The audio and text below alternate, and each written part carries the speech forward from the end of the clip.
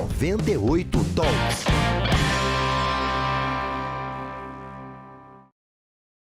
Boa noite, governador Romeu Zema. Prazer recebê-lo aqui no 98 Talks. É sempre um prazer enorme tê-lo conosco pela primeira vez, conhecendo a nossa nova casa.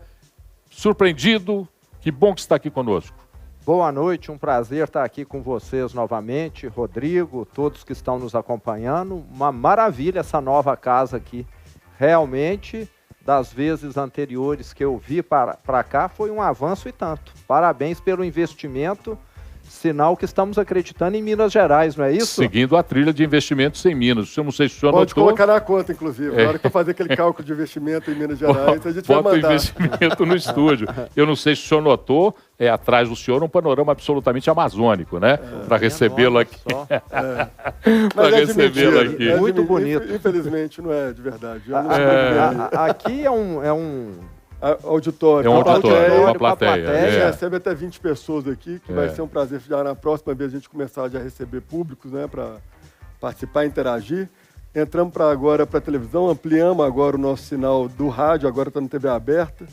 Em breve a 98 vai estar em 10 cidades do interior, esperamos chegar até 25 no prazo de um ano. Acreditando em Minas Gerais, do governador. Agora não pode dar ré nesse governo não, tem que andar para frente e que venha mais investimento, que suporte aí esses planos mirabolantes nossos, né, Paulo? Muito bom.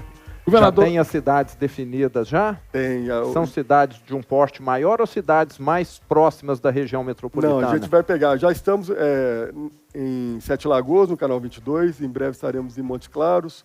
Iremos para Uberlândia, Uberaba, Governador Valadares, Juiz de Fora, Ipatinga, Divinópolis, Varginha e por aí vai. Então são as cidades, os polos regionais aí, pelo que você está dizendo. Norte, Sul, Zona da Mata, Triângulo, queremos pleitear aí pegar aí boa parte aí do nosso estado.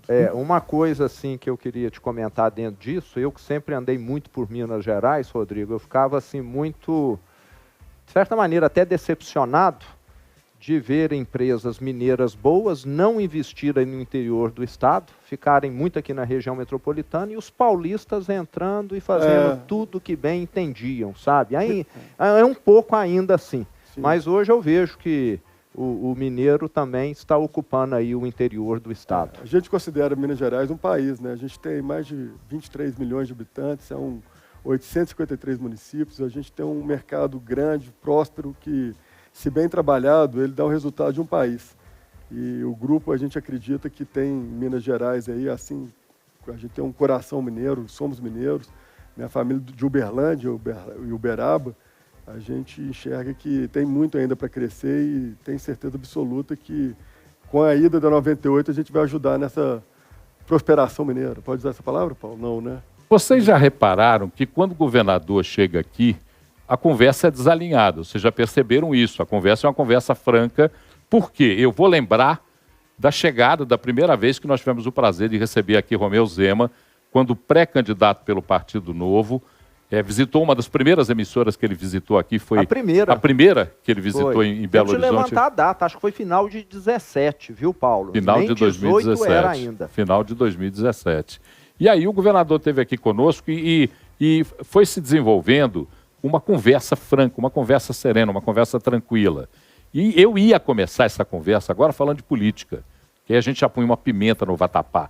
Mas o Rodrigo quer fazer a primeira pergunta e eu tenho o juízo de obedecer ao chefe. Rodrigo, a primeira pergunta é sua. Só porque ele está aqui, você fala que você obedece, que ninguém me respeita aqui dentro, viu, governador? Aqui é democrático o espaço, completamente, quem manda é quem está na mesa. Mas, governador, a gente viu aí essa polêmica, a gente até recebeu vários personagens dessa polêmica ao longo da semana, desde o presidente da FIENG, o Flávio Roscoe, recebemos também a vereadora Duda Salabert, que tem uma posição muito contrária a esse tema delicado, que eu vou falar na sequência. Recebemos também os próprios diretores da empresa envolvida nessa polêmica, na Tamisa, e também tivemos o prazer de receber ontem a secretária da SEMAD, a Marília Mello. E agora o senhor tem a oportunidade de responder para a nossa audiência. A gente já deu uma ampla explicação técnica, a gente não se pautou de forma politizada e nem ideológica, a gente sempre se manteve muito fiel à questão técnica e entendemos que tinha muita desinformação com relação a esse tema, o que motivou uma comoção natural como bem o Paulo exemplificou, qualquer pessoa hoje que tivesse a audácia de ir lá minerar o topo da Serra do Curral e acabar com o nosso cartão postal, seríamos todos contra. O que não é verdade, tecnicamente avaliado pelo projeto, não estou dando uma opinião, estou trazendo uma informação dentro de tudo aquilo que já foi falado, muito das notícias que eram falsas, a gente já deixou ela muito bem esclarecida para quem está nos ouvindo e nos assistindo. E a minha pergunta, eu gostaria, se o senhor me permite, que eu gostaria que a sua resposta pleiteasse dois públicos. Tanto os ambientalistas, aquelas pessoas que, assim como eu, acredito que até o senhor, todos nós, temos uma preocupação real, de fato, com o meio ambiente.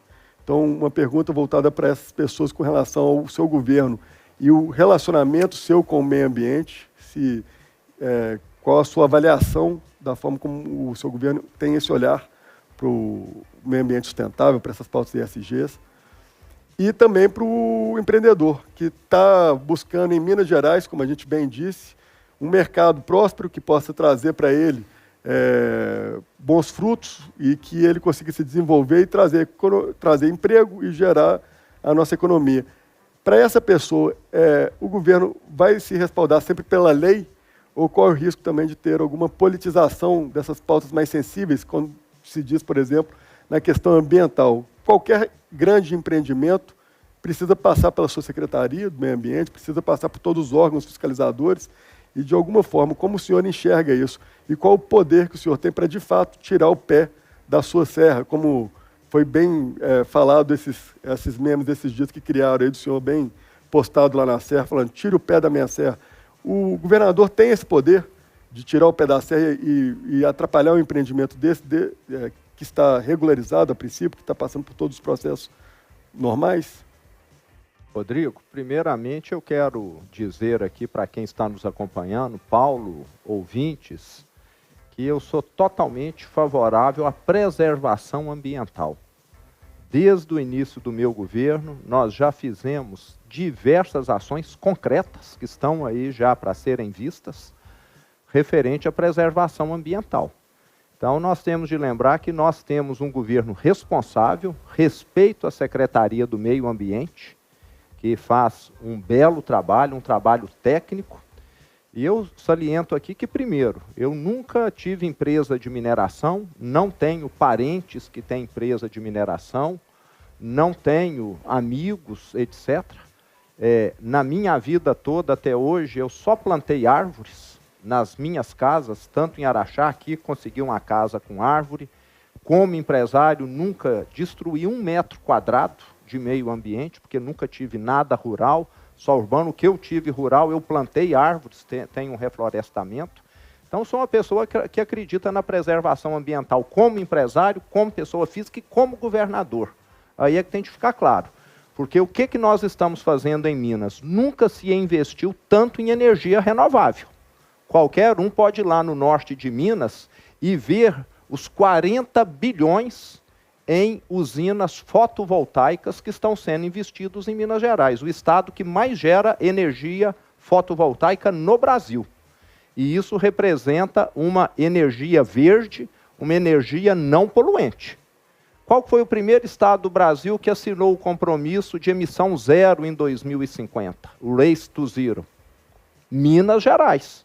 Não foi do Brasil, não, foi do Hemisfério Sul, através da Secretaria do Meio Ambiente. Então, nós estamos trabalhando para que Minas Gerais, em 2050, venha a ter emissão zero. Aquilo que nós jogarmos na atmosfera de gás carbônico, nós vamos estar sequestrando. Essa é a meta que nós temos para Minas Gerais. Agora, em Minas, nós temos inúmeras mineradoras. É um negócio aqui de séculos, não é isso? De 1600, 1700, não é um negócio de agora. A Serra do Curral é um parque, como você disse, que está preservado. Não vai tirar 1 milímetro da Serra do Curral. Agora, o que esse projeto tem, que parece que causou polêmica, é que ele está próximo ao parque da Serra do Curral, mas que foi feita uma análise técnica. Saliento que, há 3 anos atrás, foi aprovada em Minas Gerais a Lei Mar de Lama Nunca Mais. Isso fez com que as exigências para qualquer projeto de mineração fossem extremamente elevadas. Agora, se esse projeto foi aprovado, é porque ele atendeu essas exigências que são muito maiores do que a do passado. Se há alguma inconformidade, que pessoas da áreas técnicas aponte. Eu, inclusive, não sou técnico da área. Eu confio na minha secretária Marília, que é uma funcionária de carreira e respeitadíssima. Então, nós temos aí uma questão que, no meu entender, foi politizada, infelizmente. E vale lembrar que nós temos diversas outras mineradoras atuando ao lado desse projeto. Então, se for assim, talvez houvesse... Teoricamente, como essas mineradoras são mais antigas, os processos nos quais elas se basearam para serem aprovadas são mais flexíveis do que... Menos rigorosos, exatamente. Ah. Agora a questão está sendo judicializada, vamos aguardar a justiça decidir. E quero lembrar aqui também, nós somos um governo transparente. Foi feita audiência pública, todos tiveram a oportunidade de se manifestar e está tudo dentro da mais estrita legalidade. E eu não tenho rabo preso com ninguém. Então, não estou fazendo nada para ninguém. Pedi à minha secretária, faça o certo. Se ela veio aqui, a única coisa que ela deve ter tido é isso. É o que eu peço para todo secretário. Faça o que a lei determina.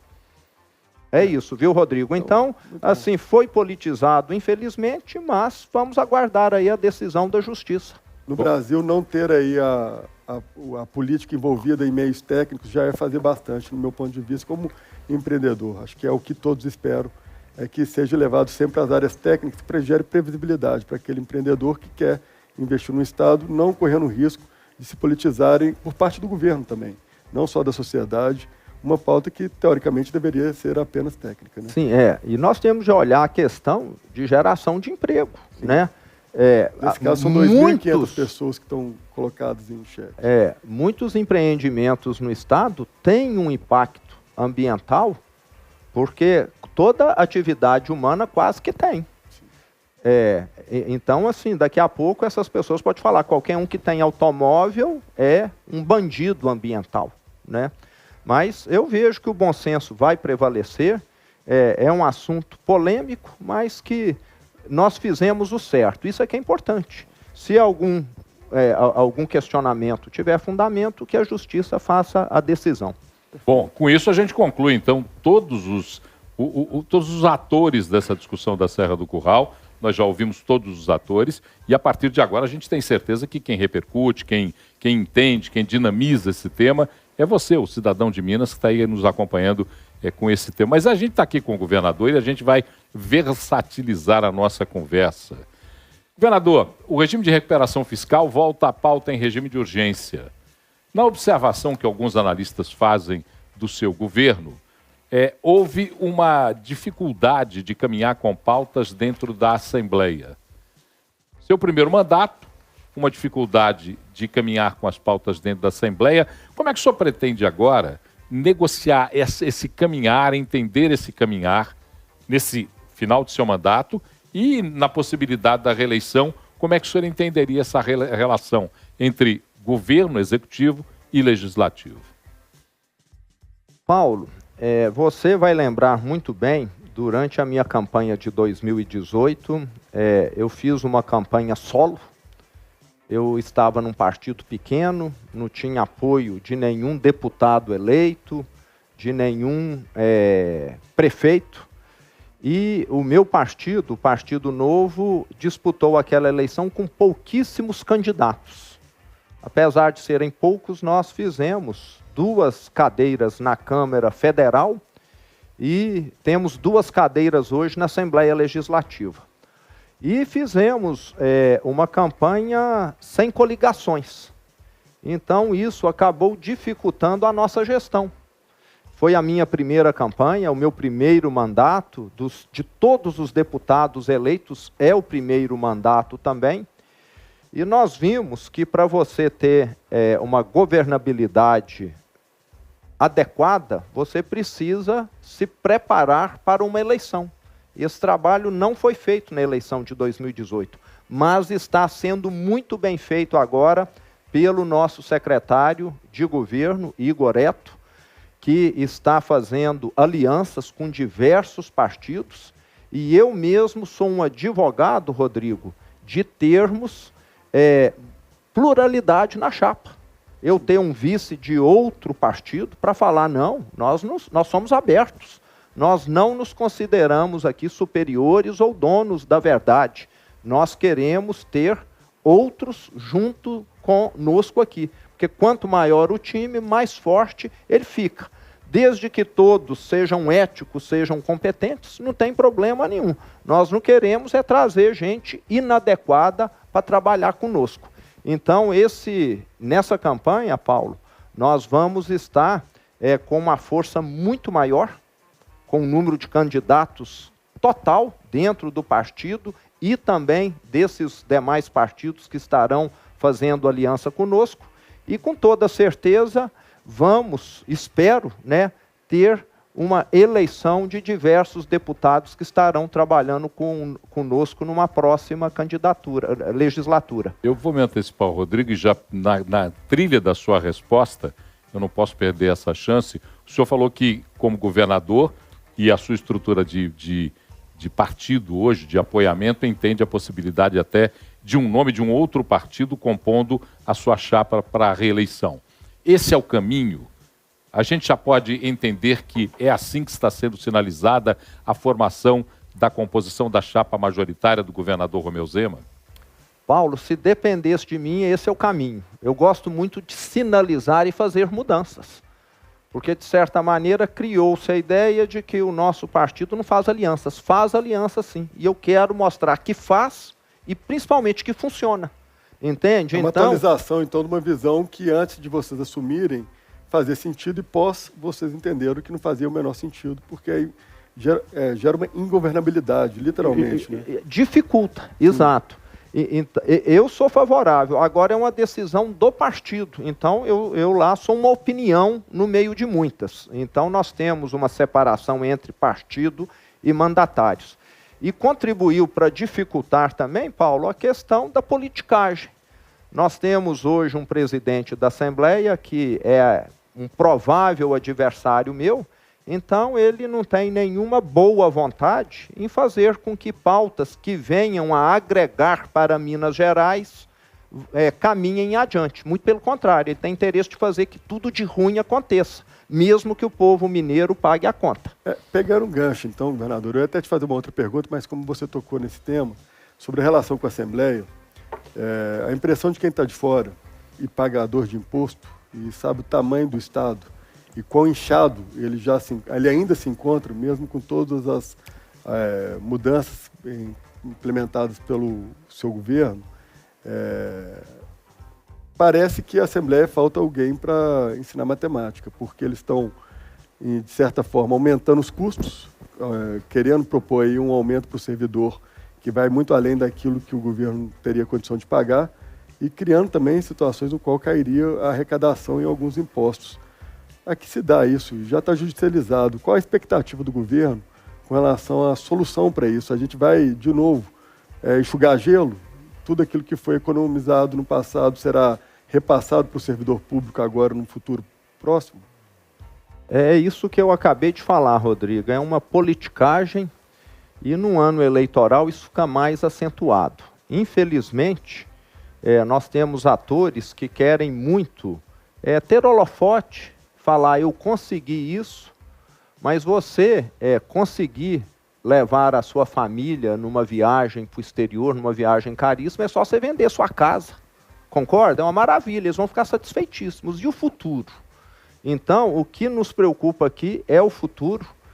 Eu tenho plena ciência que a maioria dos deputados tem ciência da gravidade da situação, eles sabem que a situação de Minas é grave, mas foi feito um auê lá, no meu entender, muito por parte da direção da casa, que quer, como eu disse, prejudicar o governo.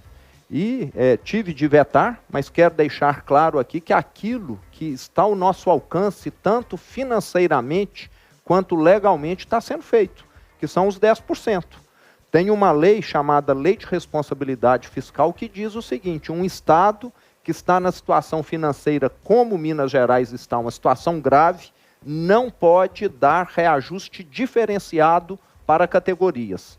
Pode dar um reajuste linear para todas elas, igual, limitado ao IPCA do ano anterior, que é o que nós fizemos. E é também a nossa capacidade financeira. Então, o que foi proposto, infelizmente, fere a lei e é inviável matematicamente, como você disse aqui muito bem. Então, respeito o servidor público, valorizo. Nós temos a melhor segurança, somos o estado mais seguro do Brasil. Avançamos no IDEB, que mede a educação em Minas Gerais. Valorizamos as professoras, a educação. Qualquer um que trabalha na educação, Rodrigo, sabe como as escolas melhoraram, mais de 1.300 foram reformadas. A merenda não tem nada a ver com o que era um sopão de arroz ou de feijão até o governo passado. Conosco tem fruta, tem proteína, tem tudo. Qualquer pai, mãe de aluno sabe e atenta para isso. Na saúde, somos o estado com a menor taxa de mortalidade do Sudeste, Sul e Centro-Oeste. Temos melhorado, valorizado o profissional de saúde, estamos reformando diversas unidades da FEMIG, equipando melhor os hospitais. Então, quem trabalha no estado está vendo o nosso esforço. Agora chega um ano eleitoral, alguns sindicalistas com interesse político, alguns deputados idem, fazem todo esse barulho aí, no meu entender, muito querendo repetir os erros do passado. E o que afundou Minas foi ela ter contratado mais despesas do que pode pagar. Imagina você contratar pessoa física com uma prestação de 20 mil por mês. É o terror daqui a pouco tempo. Pode ser uma maravilha agora que você comprou um carrão que todo mundo da sua família vai adorar, mas daqui a pouco tempo é o terror. Governador, o senhor fala muito na situação que Minas está hoje, compara inclusive com o governo anterior. Daquilo que o senhor pegou como herança de governo, do seu ponto de vista da economia, da gestão da coisa pública, o senhor acredita que o senhor avançou na medida em que foi permitido e quanto falta ainda, no seu entendimento, avançar para ser o ideal daquilo que se propõe o governador Romeu Zema? Paulo, falta muito. Nós começamos a consertar Minas Gerais. Aquilo que estava danificado, vamos dizer que nós conseguimos já dar uma boa consertada. É o que eu sempre falo, a locomotiva, o trem estava descarrilhado. Nós colocamos ele em cima dos trilhos, mas está andando a 30 por hora. Eu gostaria que fosse um trem-bala a 300. Então nós ainda temos de fazer muita coisa em Minas Gerais. Aquilo que depende de trabalho, de gente, de método, nós consertamos. É igual uma pessoa que assume uma fazenda. Você limpa, você organiza, você deixa tudo bonito. Mas você ter dinheiro para poder plantar, encher ali de soja, ter uma colheitadeira, comprar adubo é outra história. Então, o que dependia de organizar, fizemos. Eram 21 secretarias, hoje são 12. Nós tínhamos folha de pagamento atrasado, 13º sendo pago em 10 pagamentos, nós tínhamos falta de medicamentos, nós tínhamos escola caindo aos pedaços, reformamos, como eu disse, mais de 1.300. Mas temos uma tarefa gigantesca ainda pela frente, as nossas estradas agora, depois de 3 anos de governo, devido o termo de reparação da tragédia de Brumadinho, é que nós estamos tendo condição de levarmos adiante. Então nós temos ainda de recuperar 15, 20 mil quilômetros de estrada, nós estamos recuperando agora 2.500, é o primeiro passo, aquelas mais críticas. Os hospitais regionais já deveriam estar prontos, não estão devido a questões burocráticas internas. Nós temos de fazer a saúde no estado avançar muito mais do que já avançou, não foi suficiente ainda. Então nós temos de deixar claro que ainda há muito por ser feito, mas a situação não é mais tão grave como era há 3 anos atrás. É aquilo que eu falei, o trem está andando, mas não está na velocidade, mas antes ele estava dando uma charré até, então pelo menos já é um avanço. Eu sempre me lembro da 98,3, porque foi onde eu comecei. Na verdade, você lembra da Del Rey, né, Paulo? Da Você é Del mais Rey antigo FM. Não, ainda, eu tinha o né? prefixo. 98 ZYC693, 98,3, Rádio Del Rey FM. A nave mãe de tudo isso que está aqui. No dia que eu entrei aqui a primeira vez nesse estúdio, eu me emocionei. O Rodrigo sabe disso. Eu lembrei de quando eu cheguei aqui. Paulo, também. Existe Del Rey FM? A Del Rey agora ela É se a tornou 98, 98. tá. É o Antiga nome Del Rey. antigo. Na verdade, quando é nessa migração, né, toda de crescimento, de desenvolvimento para 98 FM de uma outra forma, uma outra linguagem, depois a live, depois tudo que vem sucedendo, a gente chega onde a gente está aqui agora. Canal 29, Canal 22, um grande abraço para Sete Lagoas, um grande abraço para a Rede Mais, HD Record TV, mais de 400 municípios que nos acompanham nessa entrevista com o governador Romeu Zema. Rodrigo, rapidamente... A minha pergunta é relacionada a combustível. A gente sempre trata desse tema de uma forma muito delicada, porque atinge a todos nós. Seja o dono do automóvel, aquele que está indo na feira comprar uma fruta, hortifruti, que acaba que o valor também acaba impactado pelo frete.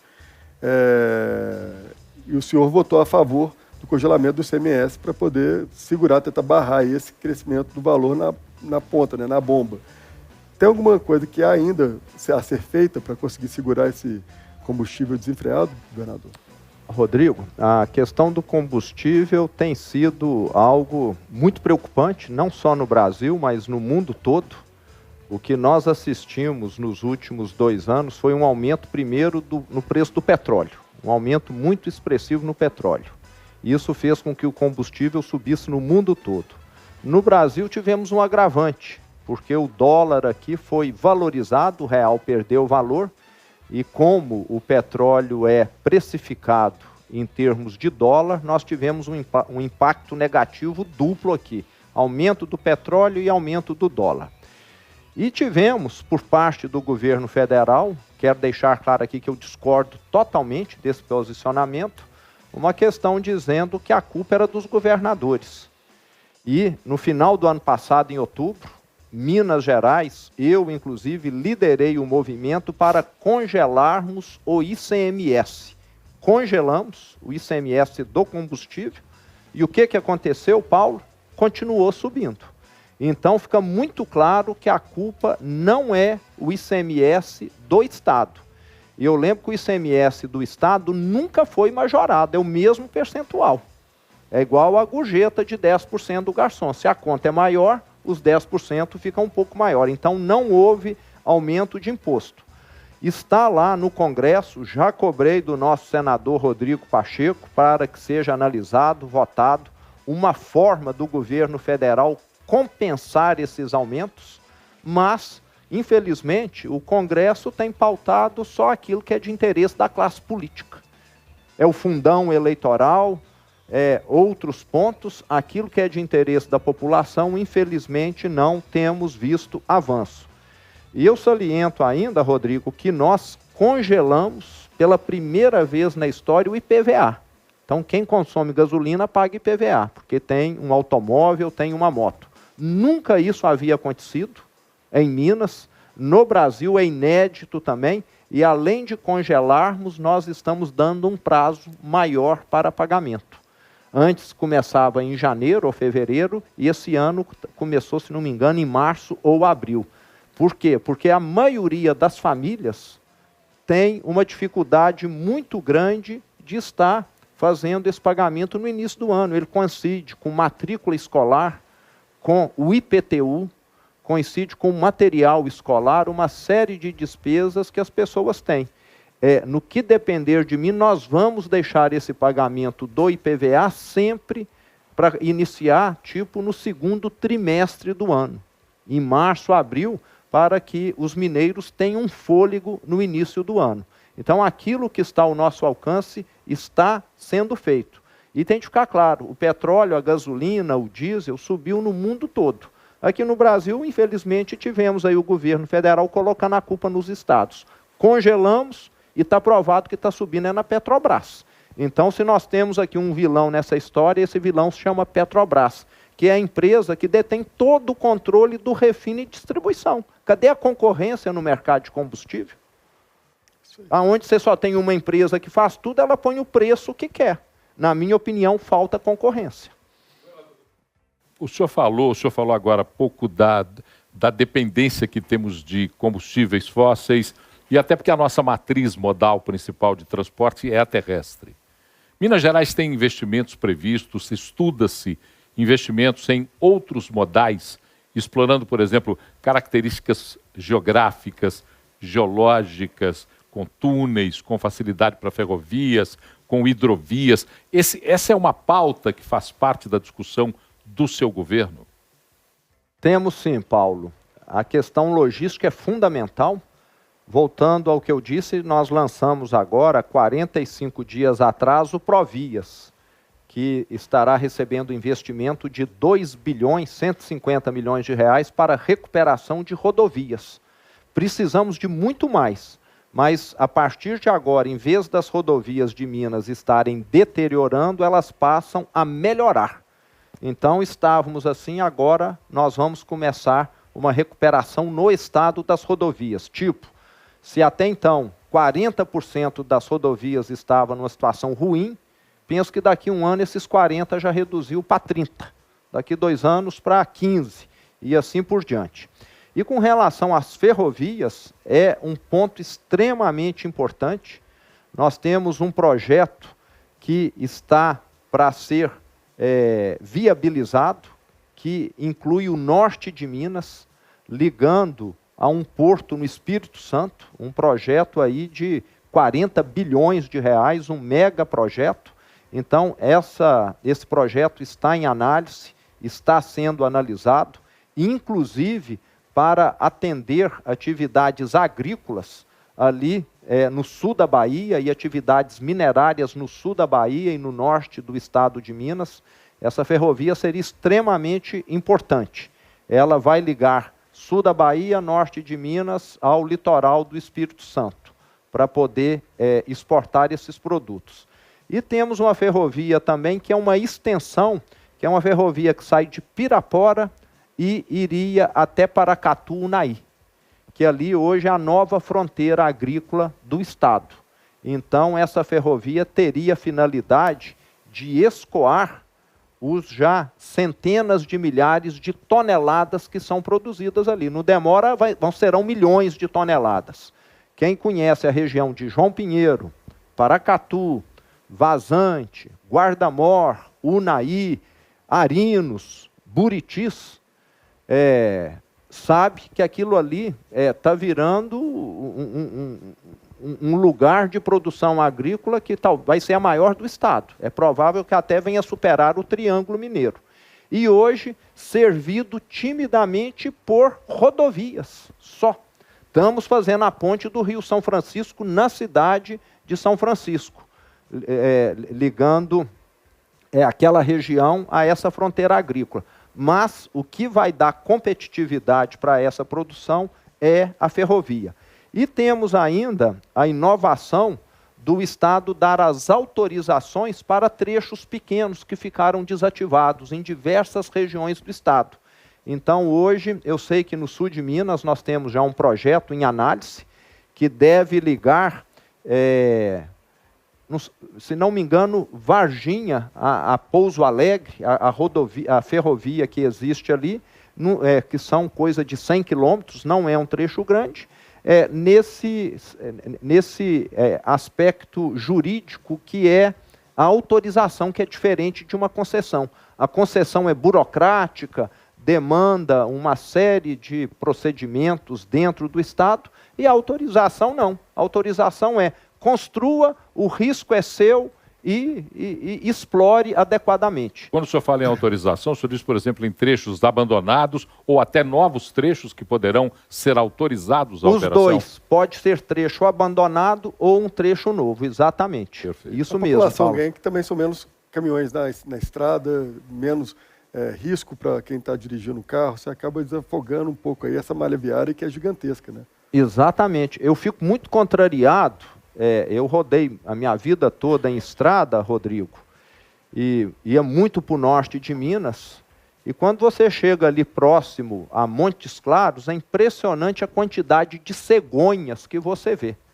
Tanto cegonhas das fábricas de Minas, São Paulo, subindo para o Nordeste, e também carros do Nordeste descendo. E as ferrovias, em outros países, nós estamos falando de 2.000 quilômetros, 3.000 quilômetros, via cegonha. Por que que não é via ferrovia? Tira caminhão da estrada, tudo, mais uma vez, mais barato. Até parece que aqui no Brasil, infelizmente, parece que existe um complô contra as ferrovias, porque é inexplicável que você aqui só consiga transportar grãos e minério. Nada além disso, ou muito pouco além disso. Governador, indo para uma pauta mais para o lado de 2023, agora, né, a pauta eleitoral, o senhor deu uma resposta que eu fiquei bem satisfeito na última vez que o senhor esteve no nosso estúdio, no qual a gente questionou sobre como que o senhor avalia as ideias e as sugestões que chegam para o senhor. Se ela vem do lado da esquerda ou da direita, e o senhor me respondeu que não importa o lado que ela viria, desde que a ideia fosse boa, seria implementada. Então, na questão, com um olhar bem pragmático. A gente viu o cenário nacional, mais uma vez, sendo polarizado entre Lula e Bolsonaro, até o momento, indo para o segundo turno, tendo aí uma disputa aí que fica setorizada em ambos.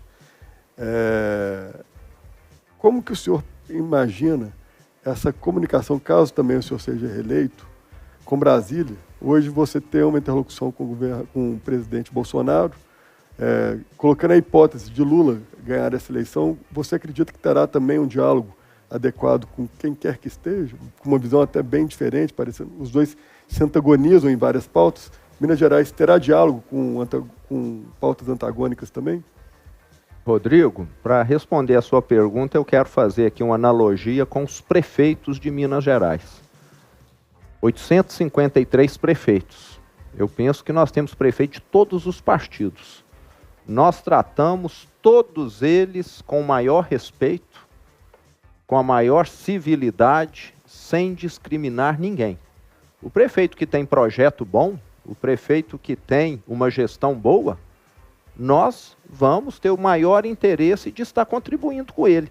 O outro que não tem, talvez não vamos contribuir tanto, porque até ele não está executando tanta coisa.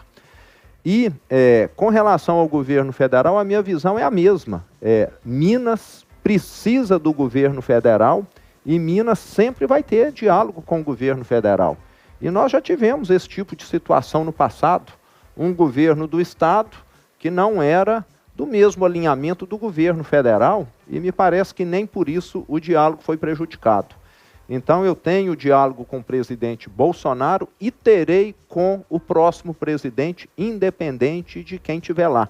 Posso até discordar, mas para o bem de Minas, para o bem do Brasil, nós temos de manter as portas abertas.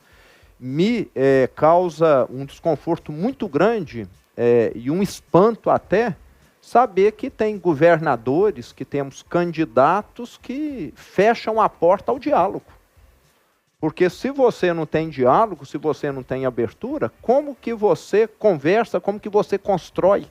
Então o Estado hoje tem diálogo com os 853 prefeitos. Você não vai encontrar prefeito que reclama do nosso governo, não. Se está reclamando é por uma questão política aí, não é porque nós tratamos todos igualmente. O meu secretariado foi orientado para isso e com o governo federal não será diferente. É uma tratativa técnica, é um diálogo republicano para o bem de ambas as partes, do país e do Estado. Nessa sua resposta, o senhor teve, durante o seu governo e até então permanência do prefeito de Belo Horizonte, Alexandre Calil, uma conversa pouco amistosa, independente de que motivos gerou essa conversa pouco amistosa. Mas o prefeito, agora prefeito, o vice-prefeito e agora prefeito Fuad Noman, nessa mesma cadeira que o senhor está sentado, disse que tinha havia um primeiro contato mantido com o senhor e que tinha ficado nele uma boa impressão daquele primeiro contato. Esse contato com o prefeito de Belo Horizonte, com Fuad Noman, ele evoluiu? Ele tem agora melhorado no sentido de que o governo de Minas conversa com o prefeito da capital de maneira mais fluida? Com toda certeza, Paulo. Ontem mesmo, por coincidência, esteve lá no Palácio Tiradentes, o prefeito Fuad, a prefeita Marília de Contagem, para assinarmos lá o convênio, que inclusive o Estado já pagou para os 2 municípios, 178 milhões de reais, para que as obras que vão evitar enchentes no Arrudas, na Avenida Tereza Cristina, os afluentes, que eu não me recordo o nome, receberão esse investimento. No total são 200 milhões, mas 178 milhões é do governo do Estado. Na gestão do prefeito aqui de Belo Horizonte antigo, isso ficou engavetado lá. Agora eu não sei por quê. Foi só o FUAD entrar que algo que vai beneficiar a região metropolitana toda aconteceu. Então o que eu falo? Politicagem só trava, só prejudica.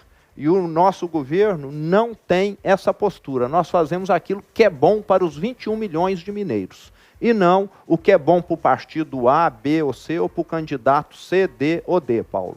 Então, essa é a postura que eu acredito é o que vai resolver. Falta no Brasil, na minha opinião, essa postura, como que nós diríamos, não é nem de grandiosidade, é uma postura de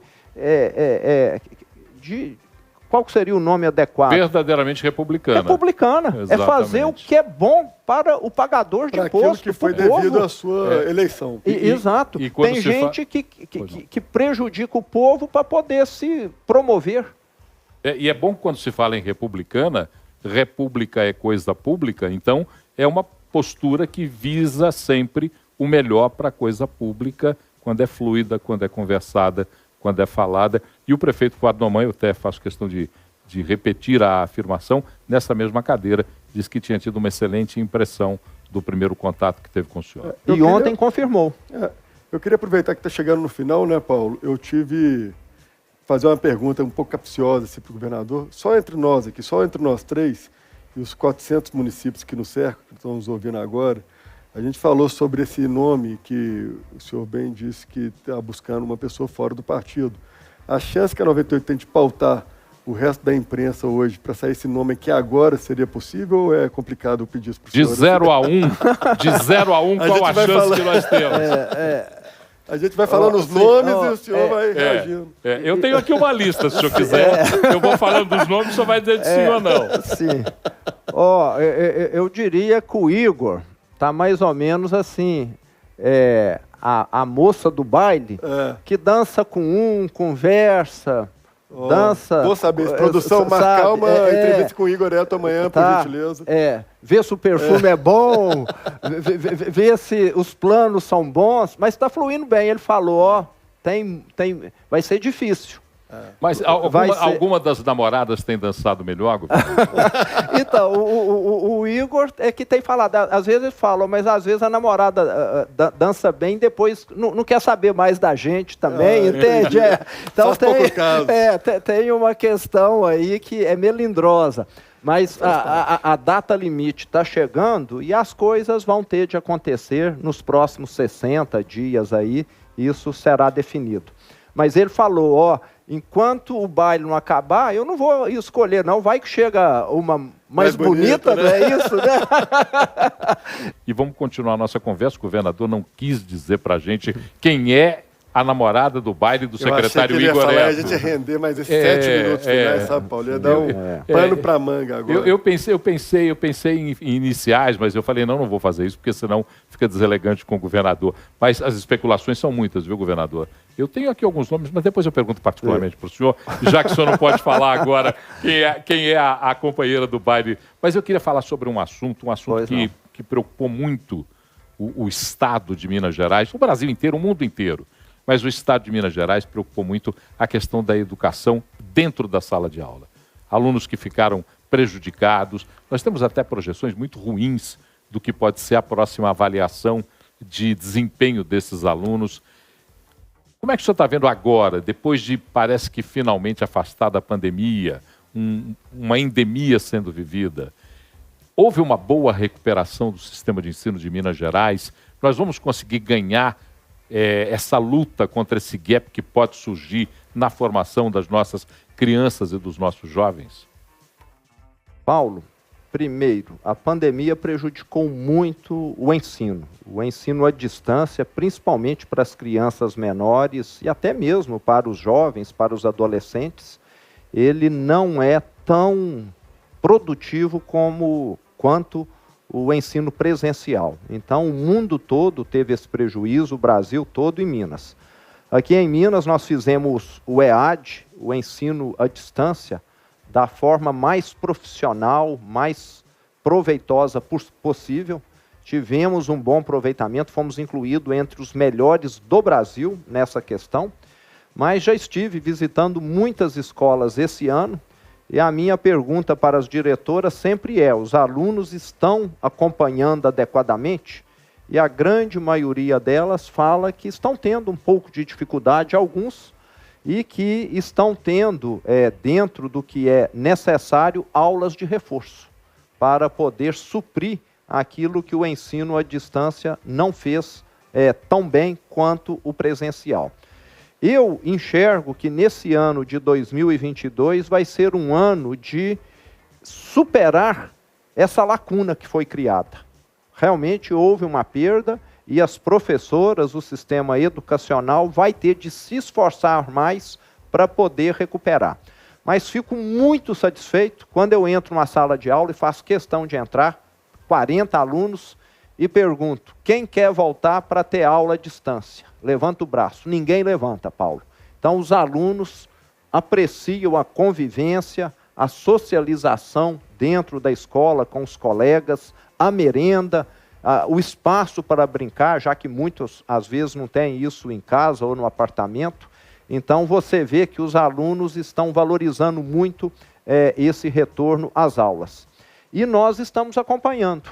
Vamos ter, em breve, a publicação por parte do Ministério da Educação do último IDEB, que foi aplicado no final do ano passado. E eu friso aqui que em 2019, que foi o último IDEB, no primeiro ano da nossa gestão, nós batemos recorde tanto em português e matemática, depois do Estado ficar 10 anos estagnado. E como todo Estado foi afetado no Brasil, não foi só Minas Gerais, eu espero que a nossa colocação venha a melhorar no ranking nacional, como nós temos feito com tudo. Nós melhoramos na segurança, na transparência, na saúde. Eu falei que nós somos o Estado com a menor taxa de mortalidade e espero que na educação também venhamos a melhorar. Mesmo que o avanço na nota não seja tão grande, porque realmente o ensino à distância prejudicou. Mas um ponto extremamente importante que eu quero citar aqui, já que nós tocamos no assunto educação, é o projeto que eu considero magnífico, Trilhas de Futuro. Nós temos hoje, Paulo, 140 mil alunos do ensino público em Minas Gerais, cursando curso profissionalizante em escola particular, com auxílio alimentação e auxílio transporte, em todas as áreas. Auxiliar de automação industrial, auxiliar de enfermagem, técnico em construção civil e por aí vai. Isso porque nós precisamos ter mão de obra capacitada. Então, só o ensino que o Estado dá não é suficiente. Nós precisamos preparar melhor os jovens no Estado. E, além disso, estendemos, como nunca aconteceu, o ensino médio em tempo integral também, que é outro ponto que precisa ser reforçado. O que eu quero é que o ensino médio em tempo integral, em algum tempo, talvez 2, 3 anos, venha a incluir todas as escolas de ensino médio. Por quê? Porque está provado que quem faz um ensino médio bem feito e o tempo integral faz com que isso aconteça, vai ter uma vida muito mais produtiva. Qualquer lugar que ele for trabalhar, ele vai se dar melhor, porque ele sabe a língua nossa melhor, ele sabe o raciocínio lógico, matemático melhor, e ele consegue se dar melhor no relacionamento com as pessoas, porque teve mais convivência ali. Então, é o que os outros países fazem e é o que deram certo e que nós precisamos fazer aqui. Então, são uma série de medidas, sem contar a reforma das escolas. Nós temos agora uma questão de implantarmos quadras cobertas nas escolas, Paulo, para poder fazer com que ninguém fique privado de praticar esportes numa época de chuva, que possa ter eventos. já temos centenas de escolas tendo lá uma área, uma quadra coberta. Eu mesmo tive a oportunidade em Barão de Cocais de visitar uma escola num dia de chuva, a quadra alagada lá, sem condição de fazer nenhuma atividade. E os alunos apertados dentro da classe ou no corredor da escola. Então é fundamental nós darmos toda essa estrutura para um ensino mais adequado e isso já está acontecendo. Governador, eu queria aproveitar, chegando no final da nossa entrevista, fazendo uma retrospectiva do seu primeiro mandato. O senhor assumiu um estado inchado, endividado. Logo no começo já ganhou de presente uma Brumadinho, que é algo no qual a gente espera ficar no passado, não se repetir jamais. Veio chuvas e alagamentos na capital e, na sequência, uma pandemia. E o senhor foi superando esses desafios e, acredito, também aprendendo com eles ao longo da sua gestão. E agora o senhor está se encaminhando para uma próxima campanha para a sua reeleição. O que ficou faltando para que merece ser feito e qual é o seu maior desafio para esse próximo mandato, caso o senhor se reeleja? É isso mesmo, Rodrigo. Nós fizemos aqui uma gestão austera, né? Eu sou um governador que não mora em palácio, que não tenho 32 empregadas domésticas por conta, como o antigo governador. Eu tenho uma diarista que eu pago. E eu acredito nessa seriedade. Eram 21 secretarias, hoje são 12. Nós reduzimos 50 mil cargos dentro da máquina pública, melhorando os indicadores, como eu falei. E o que eu quero, Rodrigo, é um estado melhor, com estradas melhores, com hospitais, com saúde melhor, um estado mais seguro ainda, apesar de nós já sermos o mais seguro do Brasil. Estive em São João del Rei semana passada, fiquei satisfeitíssimo. Cheguei lá, encontrei com o comandante da PM lá da região, e ele me falou, até hoje, dia 6 de maio, 0 homicídios aqui numa cidade de 100 mil habitantes. Isso é que nós queremos para Minas Gerais. Um índice de violência inferior a países europeus já, entende? Então, estamos caminhando. Mas o meu grande sonho é nós fazermos a política social que funciona, que é a política que dá oportunidade, que dá dignidade para o povo. E eu vi isso lá no Vale do Jequitinhonha, há 40 dias atrás, na visita que eu fiz a Araçuaí, Paulo. Conheci lá, na inauguração de uma usina fotovoltaica, a dona Marilene, 52 anos de idade, pela primeira vez na vida, Rodrigo, ela está tendo a carteira de trabalho assinada.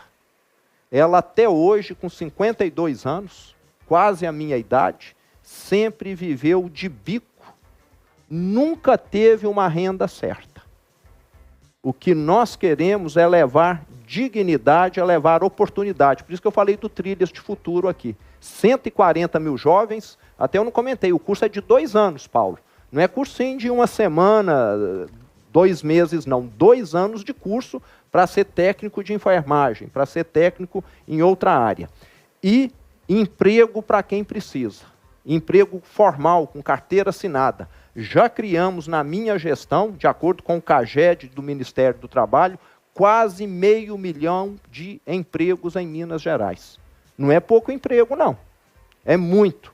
Mas ainda temos, talvez, 1 milhão de desempregados. Então nós precisamos, se continuarmos nessa velocidade aí, de mais 4, 5 anos, para falar, Minas Gerais é desemprego zero.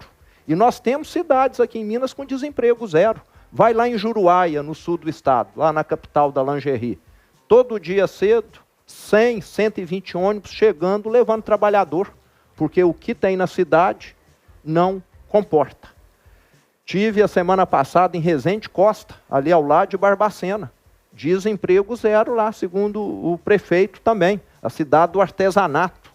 Então, você vê que nós temos lugares em Minas que já conseguiram chegar nesse patamar e temos ainda regiões menos desenvolvidas, mas o que nós queremos é caminhar nesse sentido.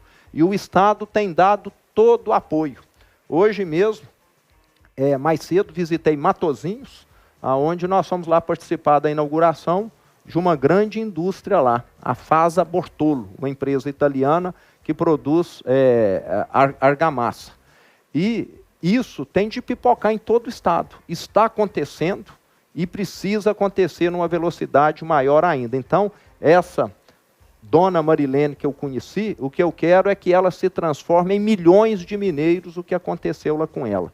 Ter uma vida digna, porque ninguém quer viver de cesta básica. Ninguém quer viver de auxílio emergencial. Aceita porque não tem outra opção. E faço aqui um alerta, parece que tem político que gosta disso. Porque aí ele fica, vota em mim que eu te ajudo. Eu quero ajudar as pessoas dando emprego, não é dando cesta básica, não. É dando dignidade. É nisso que eu acredito, dando autonomia. Não é dando submissão, não, exigindo submissão. Né? Isso, para mim, não funciona, não. Eu quero emprego, dignidade. É o trabalhador sair, passar no supermercado e falar, hoje eu vou levar chocolate para os meus filhos. Vou levar um agrado. Eu consigo fazer alguma coisa pelos meus filhos. E não ficar numa fila para pedir auxílio disso, cesta disso e daquilo. É nesse tipo de futuro que eu acredito. E é o futuro que nós estamos construindo em Minas Gerais e que já está acontecendo. Os números demonstram isso. Governador Romeu Zema, um prazer enorme recebê-lo aqui mais uma vez na 98, na Rede 98, nos nossos novos estúdios, no 98 Talks. Agradecer sua presença aqui mais uma vez. Muito obrigado por sua atenção. Provavelmente agora, com a proximidade da campanha, nós não tenhamos nem a oportunidade de uma nova entrevista com essa duração, mas agradecer muito e como sempre, repetir aquilo que dissemos da primeira vez do final de 2017, quando o senhor esteve conosco. É uma casa plural, uma casa aberta e que conversa com todos da maneira mais cordial possível. Muito obrigado pelo prazer de estar aqui conosco. Prazer foi todo meu, Paulo, Rodrigo, para quem nos acompanhou, uma satisfação enorme. Parabéns pelo novo estúdio, pelo investimento. E Minas vai continuar avançando. Eu sempre falo, Paulo, que o meu grande sonho é um emprego digno para cada mineiro. Estamos caminhando nessa direção. Boa noite, foi um prazer. 98 Talks.